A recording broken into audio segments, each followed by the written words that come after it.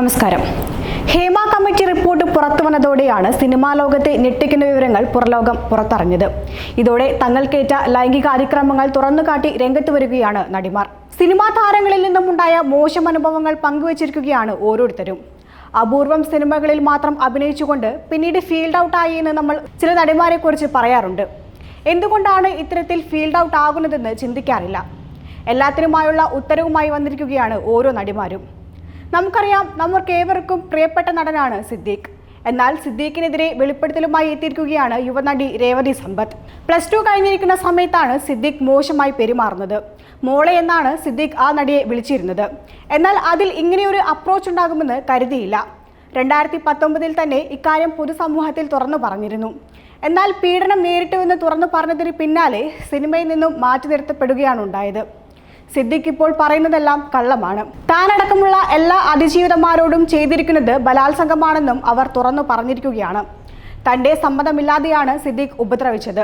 അയാൾ ക്രിമിനലാണെന്നും തുറന്നു പറഞ്ഞിരിക്കുകയാണ് രേവതി. സിദ്ദീഖിന്റെ ഭാഗത്തു നിന്നുമുണ്ടായ ഈ ഒരു അനുഭവം തനിക്ക് നഷ്ടപ്പെടുത്തിയത് തന്റെ സ്വപ്നവും മാനസികാരോഗ്യവുമാണെന്നും അമ്മയും അച്ഛനും മാത്രമാണ് കൂടെ ഉണ്ടായിരുന്നതെന്നും താരം വ്യക്തമാക്കി. നടിയുടെ ഈ തുറന്നു പറച്ചിലെ തുടർന്ന് അമ്മ താര സംഘടനയിൽ നിന്നും ജനറൽ സെക്രട്ടറി സ്ഥാനം രാജിവെച്ചിരിക്കുകയാണ് സിദ്ദീഖ്. രാജിക്കത്ത് പ്രസിഡന്റ് മോഹൻലാലിന് കൈമാറി. തനിക്കെതിരെ വന്നുകൊണ്ടിരിക്കുന്ന ആരോപണങ്ങളുടെ സാഹചര്യത്തിൽ അമ്മയുടെ ജനറൽ സെക്രട്ടറി സ്ഥാനത്തു നിന്നും ഞാൻ സ്വമേധയാ രാജിവെക്കുകയാണ് എന്നാണ് രാജിക്കത്തിലെ പരാമർശം.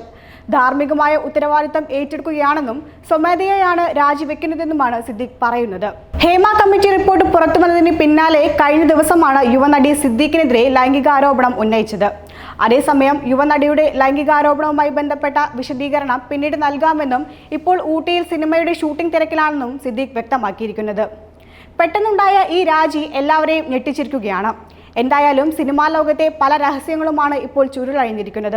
കഴിഞ്ഞ ദിവസം സംവിധായകൻ രഞ്ജിത്തിനെതിരെയും ഗുരുതര ആരോപണവുമായി ബംഗാളി നടി ശ്രീലേഖ മിത്ര രംഗത്തെത്തിയിരുന്നു.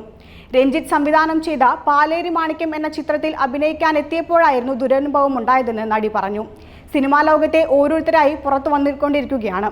എന്താണ് ഇതിനെതിരെയുള്ള തുടർ നടപടി എന്നും മറ്റും വരും ദിവസങ്ങളിൽ നമുക്ക് അറിയാൻ സാധിക്കും.